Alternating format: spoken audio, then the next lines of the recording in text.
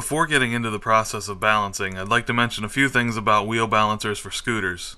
There are multiple options for balancing rigs. You can buy anything from cheap Chinese-made stands to computerized balancers that cost thousands of dollars. Some make their own balancers. This can be anything from putting an axle across a pair of jack stands, to a few 2x4s, to an elaborate metal creation. A quick search reveals numerous interpretations of homemade balancers.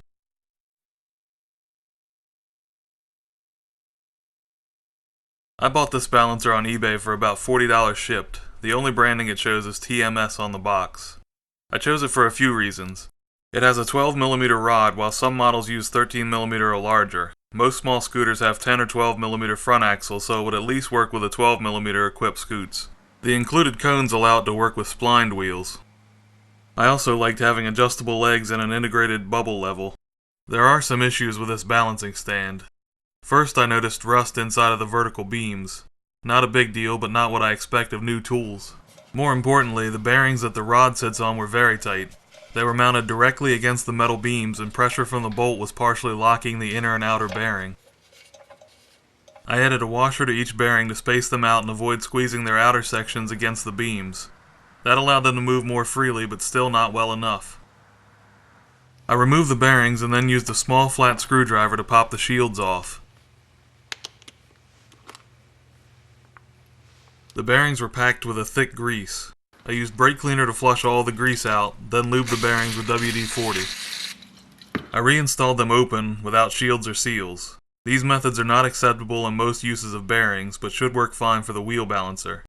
If it becomes a problem, rubber-sealed bearings could be used to keep dirt out and still allow service when needed. The bearings finally moved easy enough for balancing. One commonly reported problem with cheap balancers is a bent rod. I would suggest checking the rod for straightness. You can hold the rod against a straight edge, or simply roll it on a flat surface. If the rod doesn't roll straight, it may be bent.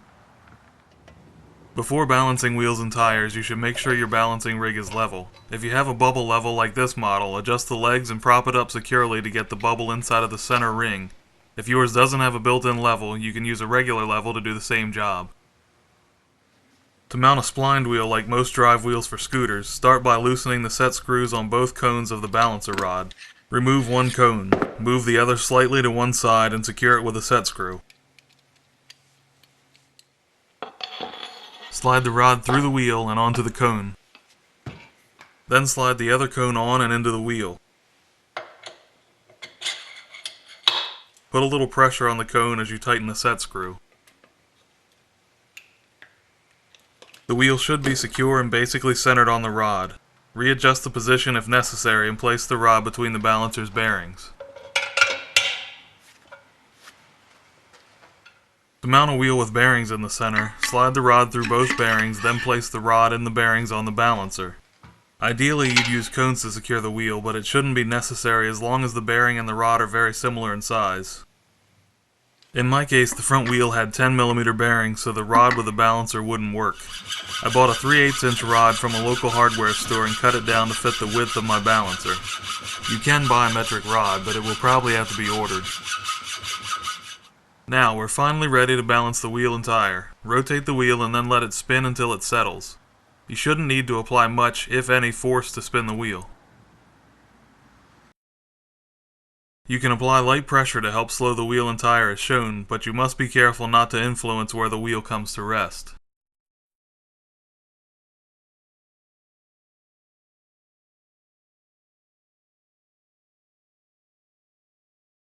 Once the wheel is completely stopped, mark the very top of the tire or wheel with chalk, a marker, or a small piece of tape. The mark should represent the point opposite the heavy spot where weight will need to be added. Rotate the tire to different positions and repeat the process. It should settle at the same point each time. If not, your balancer's bearings or rod may need attention, or the wheel may not be properly mounted.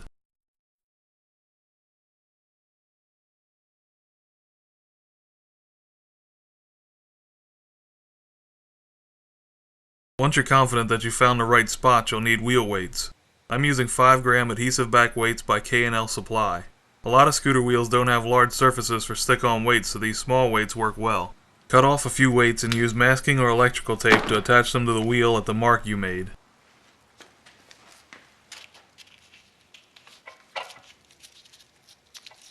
Repeat the process used earlier to find the heavy spot.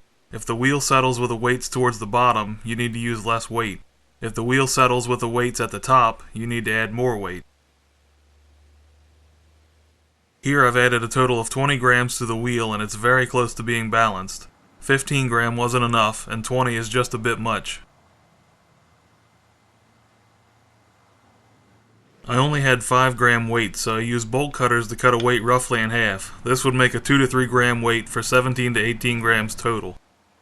With the correct amount of weight, you should be able to position the wheel anywhere without it moving.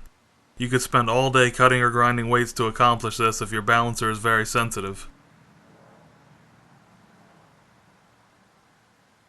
Once you find the weight you need, remove the weights, clean the surface, and attach them using the adhesive backing.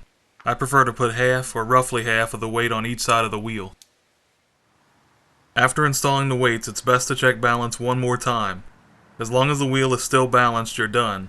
If the wheel is no longer in balance, you may have installed the weights in the wrong spot.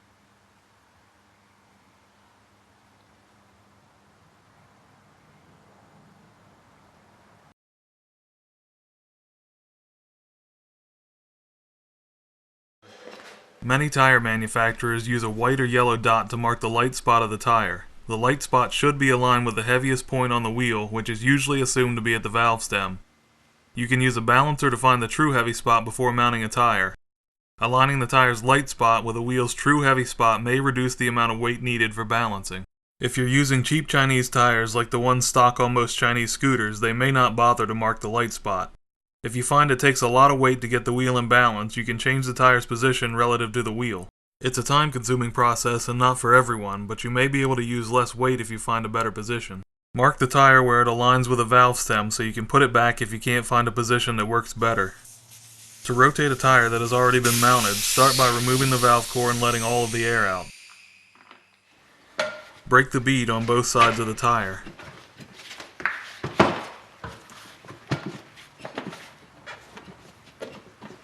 Then you should be able to rotate the wheel and try to find an alignment that needs less weight to be balanced.